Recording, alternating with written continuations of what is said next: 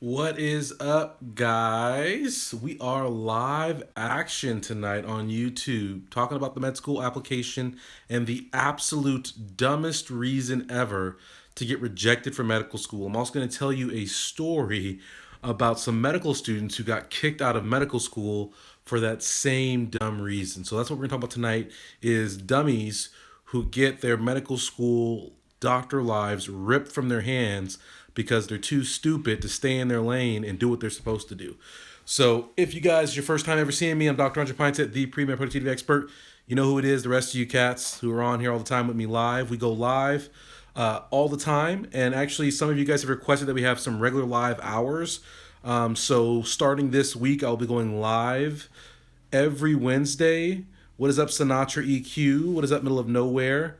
What's up, some of these names? You guys get some real YouTube names on here. Stephanie Big, here's your real name. Finally caught me live, Stephanie. Yes, you caught me live. All right, so we're going to be going live as a scheduled time every Wednesday. Every Wednesday at 6 p.m. Pacific Standard Time, we'll be broadcasting live. If you were one of the people who wanted a regular time and who that works better for you, that way you know when I'm on here, then give this video a like and let me know that time is awesome and you guys are glad that we're going to have set hours for when you guys can catch some of these live broadcasts so that you guys aren't always missing them. So, like I said, tonight we're going to cover the dumbest reason to get rejected from medical school. The dumbest. Okay. Nice, Brian. Congratulations. Accepted to Columbia. Congratulations, Brian. That's a win for our pre-med productivity community. I like it. So, real quick, the dumbest reason to get rejected from medical school is because you couldn't keep your tweets to yourself. You pulled a Donald Trump and you're tweeting ridiculousness out. You're Facebooking ridiculous stuff out. I don't know if you guys saw today, but there was an article that came out about Harvard rescinding offers of admission to several students for being dumb on social networks and posting stuff on Facebook they shouldn't post. And I just want to give you guys 3 tips. Well, first, let's say that, right? So it's so dumb to do dumb stuff on your social media, and it's not the first time. When I was at my medical school and we were working in admissions and I was, perusing the admissions office, it happens all the time where people don't realize, and this is very, very common. You guys feel like, oh, what I post on my social media is just me and just whatever. But what you don't recognize is that certain people know certain people, and there's all kind of programs and hack arounds and all these things that people can get into your social media networks. And so there was a guy who had applied to Stanford Medical School, was into Stanford Medical School, right? Had this offer on the table, and he thought it would be smart and intelligent to badmouth Stanford and talk trash on Stanford on his social media. Later on, he sent an email, right? So let me rewind. He was talking trash on Stanford on his social media. Stanford didn't like that. So what they do, they rescinded his offer. And so got pulled right back. So then after that, he tried to get back in, sent an email and said, hey, listen, I didn't mean that. I was just saying that to throw other people off so they wouldn't want to go to Stanford and I would have a better chance of getting in. So I didn't mean to say that stuff before I got my acceptance.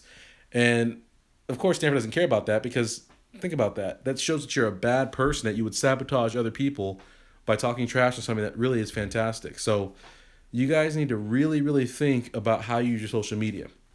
The second story I'm going to tell you is about 2 students at a medical school, which shall not be named, who were in medical school, were both 4th-year medical students. 4th year. So they had been through all the medical school. They had gotten into medical school, had gotten through all the stuff, and were in their 4th year on some of their final rotations, had less than a year left. And these guys thought it would be a great idea. One of them took a picture of an obese patient and the other and sent it to the other one, like how you tag on people's timeline. I don't know exactly how to do it, but you can post something on Facebook to someone else's timeline, not your own. And so one of the students did that to the other person and said, look at this cow, and COW. And for a lot of people who aren't in medicine, we use the term cow all the time in medicine to describe those computers that we go and do rounds on. And they're called a computer on wheel. And now they've changed that because of this incident and other incidents like this, to call it a wow, a workstation on wheels. But anyway, so these guys sent this thing and said, look at this cow, as like a play on words between their rounding equipment and how big and obese the patient was. So They did this in their fourth year of medical school. The medical school not only kicked them out, but also flagged their record so that way they're not able to enter any other medical school. Other medical schools won't take them because they're like high risk people who got kicked out. Terrible. So there's a fourth year medical school. They acquired all that debt and now they can't graduate, become a doctor to pay it off. And they have to go home and tell their parents that the reason they're not a doctor is is because they were goofing around on social media. Think about that, guys. Social media. So the dumbest reason to either get rejected from medical school or get kicked out of medical school is because you can't keep your hands in your pants, your hands to yourself when it comes to social media. You don't understand that everything you put out there is for everybody's eyes. And so for you guys, it's application season. You guys are just getting your application rolling. Some of you guys have submitted and you feel like, okay, I've done it all. I'm in the clear. But I want to give you guys 3 quick tips for how you guys keep yourself clean on social media throughout the application process. So tip number 1, and it's the biggest tip, is for all your social media profiles, create aliases for all your profiles right now in this instant. So whatever your actual name is, change it to a fake name. Okay. The second thing you're gonna want, so the first that's nice because that'll throw you off all the major searches. So when schools are being preliminary, just superficial, that'll throw them off. They won't catch you on that. For schools to dig a little deeper, what you want to do is second thing is make all of your social networks completely private and actually wipe anything that's even close to embarrassing. Don't make that private. Like if you're out and you're drinking with your friends, whatever, it's a Vegas weekend, delete the photos and then lock everything down private. Okay? Very important. The other thing, as a part of that privacy, is go through Facebook and make sure that you aren't tagged in anything that's crazy on your friend's profile. So those tags are still searchable. So make sure you change your settings to make it so that you cannot actually be tagged and your tags don't show up underneath you. Okay. The third thing that you need to do is just get off of social media. What's the problem with always being on social media? So someone just said how they've been on Facebook for like 5 years going strong. Congratulations. I never had a Facebook until I started trying to reach you guys. I never had a Facebook because there's not really a point unless you're using it for educational purposes. But we all know how that is, right? It's like YouTube. You guys are on here listening to me right now, but 5 minutes ago you were on here watching a cat jump through a hoop and onto a ball or something ridiculous. So if you are going to have social media, have it for a purpose. But the biggest thing you can do to save yourself is just don't have social media and don't post dumb stuff on social media. Keep it correct, right? And as an extension of that, I just did a medical school application webinar on Saturday, and we had a fun time. 2-hour webinar turned into 3.5 hours, but it was very informative. I had a lot of fun with everybody, and we went through the entire application process.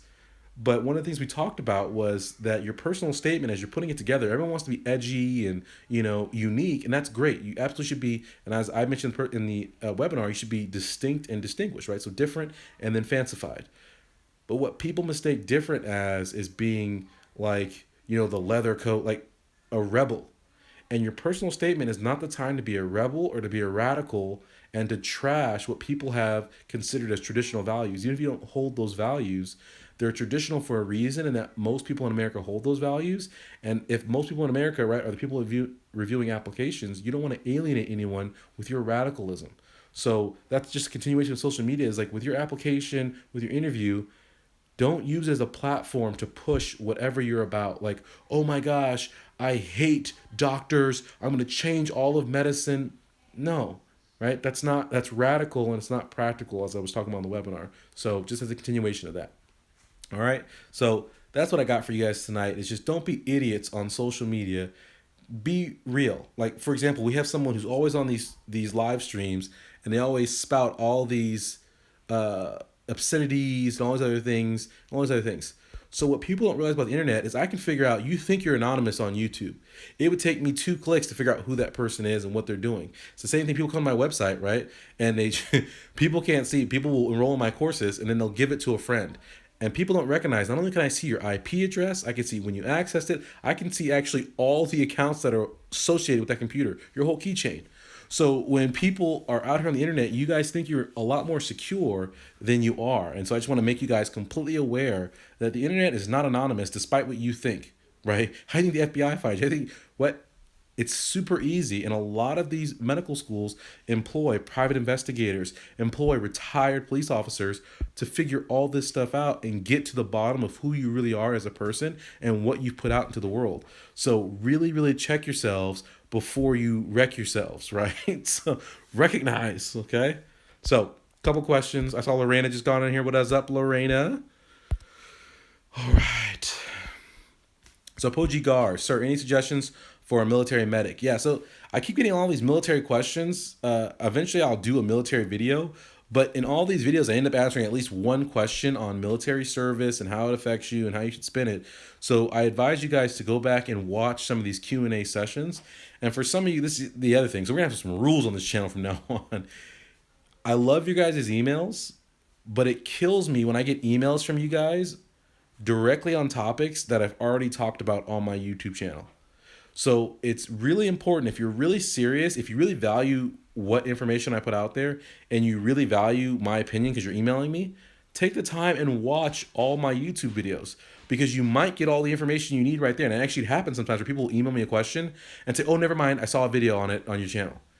We cover a lot of stuff, especially in these Q&As where there's all these questions that get answered throughout the Q&As. So take the time, watch the videos before you send me an email saying, hey, I had a question on, do you have any study tips? Well, yeah, I have study tips. There's like 15,000 study tip videos on this channel. So start there. And then if you have more, hop into a course, get it done.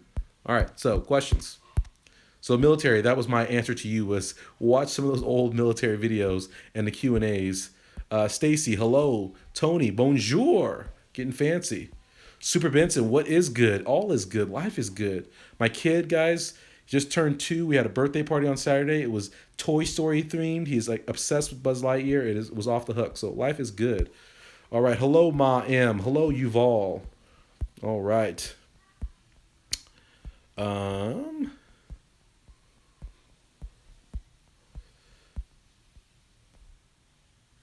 Imtiaz, yes, med school advice, highlight of the day. All right, Nana, Dr. Pine said, my name is Nana. I'm a first-generation immigrant from Ghana. All right, I'm currently a pre-med, but I'm working 60 hours a week because of financial constraints and don't have strong ECs. Is that bad? So let me ask you guys that question. So Nana asked this question because she knows it's bad, right? She knows that working 60 hours, having no extracurriculars is not a good plan. And this is really important. I think this is a bigger question. I put out resources for people who have financial limitations, right? People who from backgrounds where they do have to work 60 hours to support themselves. But it's important to be realistic about your ability to get to medical school. So people ask me all the time about having kids and about being poor and getting to medical school. It's doable, but you have to have a sound plan that's actually practical. And if you're working 60 hours a week, I can tell you this right now, your grades aren't going to be where they need to be right off the bat. Working 60, because who can sustain 60 hours a week and a full course load at a pre-med level when you're competing against people who aren't working at all? It's not realistic. That's one. The second thing I would say is if you're working 60 hours a week, you're not going to have the extracurriculars that you need to get into medical school. So when anyone emails me and says, listen, my GPA is 3.9, but I have no extracurriculars, I say, well, good luck. You're going to get rejected, because that's the facts. Because applicants want balance, or excuse me, admissions committees want balanced applicants who have done multiple things. It's easy to shine in one spot, just in class, just at work. But can you do all the multifaceted things that you have to do as a pre-med to have a balanced application? So when you guys send me emails or when you ask questions, you say, listen, I have no extracurriculars. Is that okay? Of course it's not okay. And you know it's not okay. That's why you're asking the question. It's not okay to have no extracurriculars. It's not okay if your GPA is 2.5. They're not just going to overlook your terrible GPA because you have heart. No, nobody cares. So that's the answer to your question, Nana. So what you need to do is get a plan together that allows you to work less, either get more scholarships or step out of school, work, bank some cash, and then go back into school. But working 60 hours a week, having no extracurriculars, and having your grades suffer because of it is not going to be an effective way to get into medical school. It's just not. It's not practical. Courtney, hello. Phone you. Hola. This is my first time watching you live. All right. Super Vincent says social media is the devil. Get rid of it all. I agree, except if you're using your social media to follow me on Instagram at Dominate Premed or on Facebook at Dominate Premed. But otherwise, it is the devil. I agree. And I do hate Facebook. I still hate Facebook, even though I have one. So, Brett George, I heard about a few students sabotaging their cadavers in med school and they were kicked out. Like, why? Exactly. Because people can't check themselves. Why would you mess with dead bodies? What's like that makes you a weirdo. You should get kicked out of medical school. I'm glad they did that and got ruled out before they start working with patients and they were starting to poke patients when they're like, I don't know, like when they're not awake maybe and they're cutting them up or something. I don't know. What weirdos. Nancy, hello, checking in. Let's see. So Allie asked, when will the live feed start? Guys, these feeds are always live, but I do have to give some material in a logical fashion that is lecture structured. I can't just answer questions from the start. That's just all over the place. All right. So Moki, you were up with us on Saturday. What is up? So how can I make my MCAT note-taking concise? I find myself writing almost everything in the review books. So I cover that in excruciating detail in my MCAT course, How to Dominate the MCAT Without an Expensive Prep Class. The course is $99. It's off the hook and teaches you exactly how to do that. And that's one of the biggest problems. Well, actually, there's a ton of problems students have with the MCAT, but a big problem is they want to take notes on everything in the books. And their notes end up being almost as long as the books they're taking the notes from. Therefore, they never reference the notes because they're too long. They never have a chance to go back and review. And without repetition, you cannot have recall. You cannot have retention. So you have to have reps with the material. And so making notes concise is absolutely important to do. There's no way I could explain how to do that in this session. But the number one, like to start, the way you make your notes more concise is you focus on, you never take a note line to line. So a lot of students, you'll read something, oh, that's a great fact, I'm gonna write that down. If you want to make your notes shorter, what you do is you read an entire paragraph and then make the notes. And what you'll find is that your notes will be shorter just from that one simple tweak. You'll have shorter notes because you'll be summarizing paragraphs as opposed to individual facts. So that's a quick tip to make your notes more concise. But more detail, go into and get that MCAT course.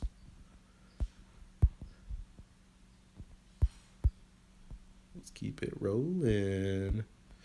How's everybody doing this Monday? Are people submitting their applications? Applications being submitted? If you're with me on this live feed, we are 17 minutes in. Give me a like right now to let me know you are understanding my answers to your questions.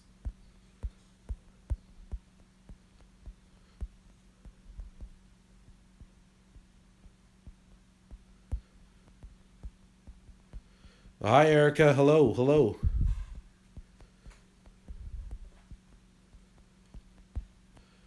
So Blaster Chris says, I plagiarized in my English class my senior year. I have asked my professor and she is refusing to write me a letter of recommendation, even though I begged her. Is there anything I can do? So I'm confused by that because why would you want a letter of recommendation from someone you plagiarized with? Unless what you mean is that you're trying to get her to say that even though you plagiarized in this class, you're a good student and you made a simple mistake and that you aren't someone who's going to do it again. That's going to be a tough sell. I think what's better is to establish a track record of success without plagiarizing, without copying, and then go back to that teacher at that point with other teachers' letters of recommendation to then get her to write a letter of recommendation on your behalf. Because why would she write you a letter of recommendation when all she's seen is that you plagiarize? Give her another side of you and some track record of you doing the right stuff that she can write about. Otherwise, she can't do it. Bop, bop, bop.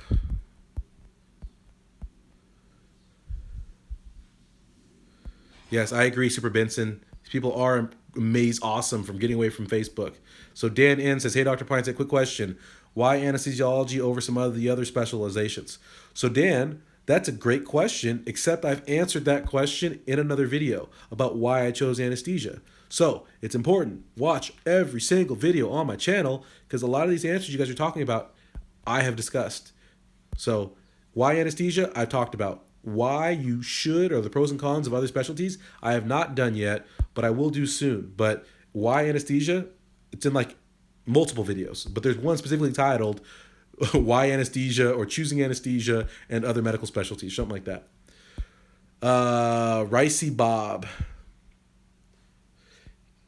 Can't I just post a bunch of stuff that make me look good, like Instagram post pics of church groups?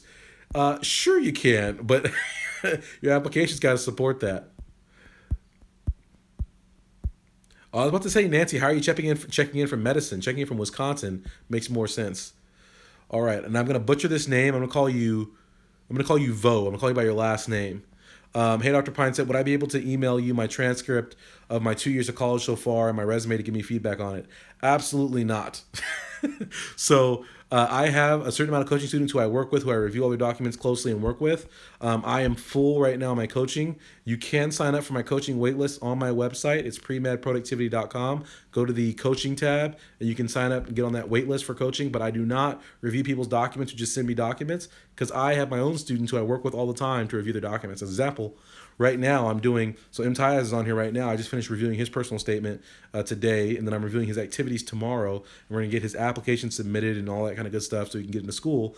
But I do that for all my coaching students and work with them, so I don't have time to review everyone's. Otherwise, I'd be inundated. I'd be upside down in people's personal statements and applications. Would you say a 3.6 will get me into an MD med school, or is it too low? So, Happy Bunny, that's an SDN type question. So, what do you guys think? Do you think a 3.6 GPA would get you into some medical school somewhere? What do you guys think? I'm gonna put this out to the people. The people will answer your question right now. Happy Bunny 179, because that's some studentdoc.net stuff. Hey, my GPA is 3.6. Do you think any medical school ever will take me? I don't think I've ever heard of anyone with 3.6 GPA getting into medical school, right? Of course, a 3.6 GPA is good enough to get into medical school. A 3.5 is good enough. 3.4, 3.2, 3.1, all those GPAs are good enough if you have a balanced application. But people refuse, and they want to focus on one thing and act like if you ask me about one thing, it's going to get you into medical school. It's a combination of everything you do that gets you into medical school. It's balance, guys. It's not, oh man, I didn't get into medical school because of this. No, you didn't get into medical school because you didn't have a whole bunch of stuff missing. It's not one thing, it's a bunch of things. So recognize. So 3.6, that's a terrible question, because everybody knows 3.6 GPA is totally fine to go to medical school. It's not going to keep you out of medical school. What will keep you out of medical school is you have no extracurriculars, you're not a human being, all those kind of things.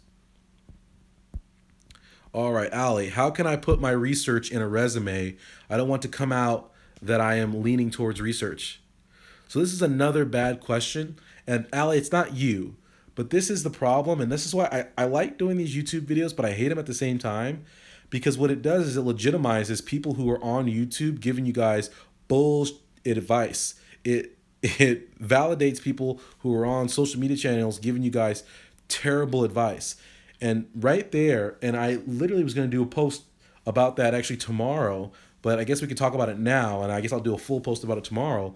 But everyone gets so focused on not wanting to show medical schools that they're interested in anything other than just medicine. I have to show them that I only care about being a doctor, and I think about nothing else. I don't think about doing research long term. I don't think about working on the business side of healthcare. I don't think about population health. You know what? I don't think about my passion of dance. I don't think about, right? Everyone's so obsessed with showing them a linear track to medicine that what they do is they make themselves, and I just said this right in the beginning of the video, when you apply, you're trying to make yourself distinct and distinguished. So what do you think you've done if you only show schools that only thing you care about is science and medicine? You've made yourself very generic.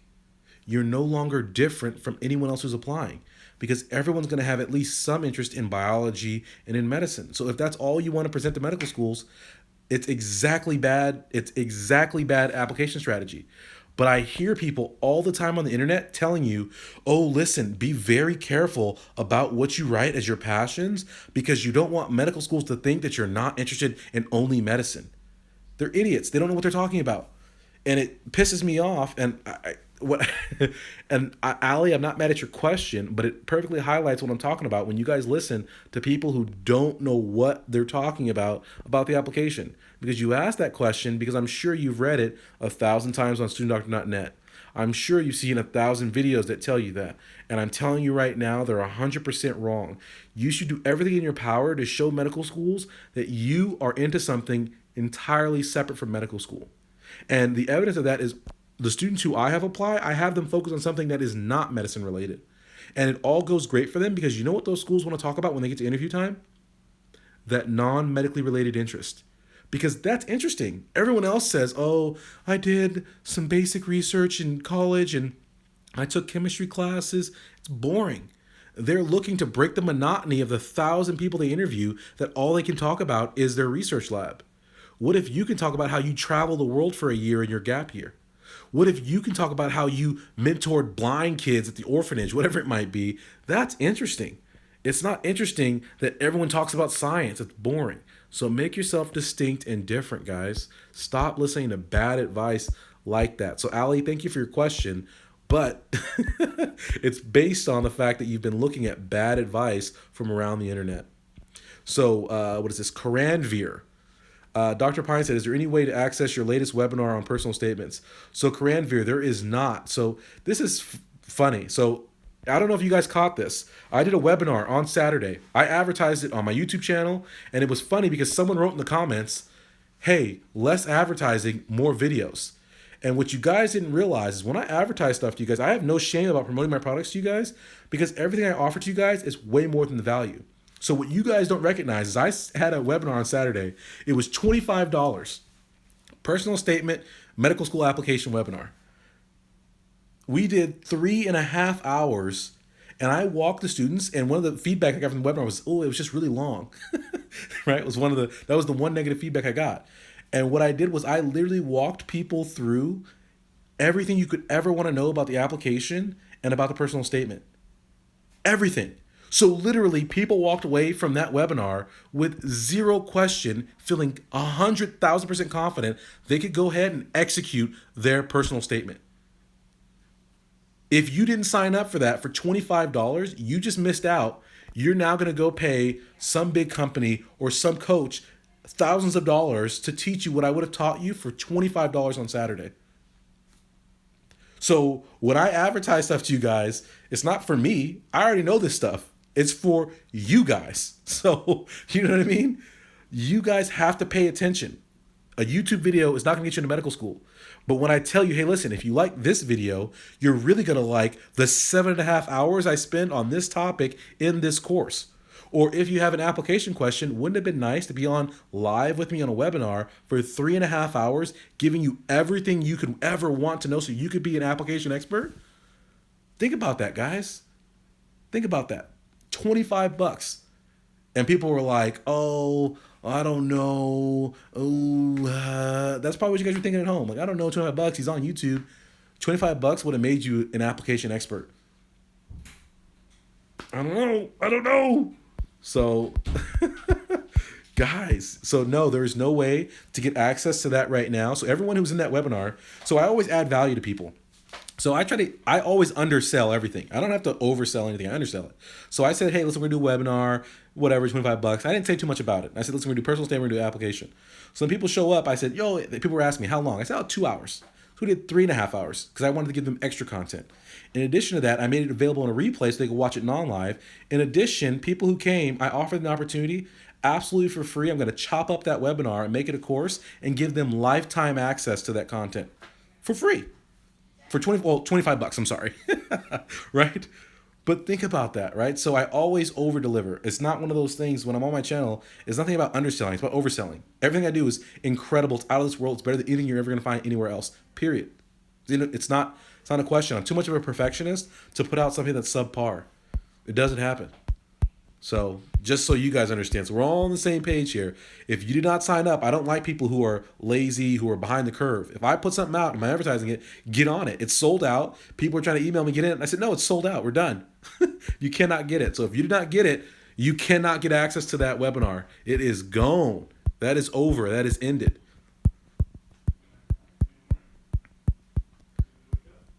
So let's see.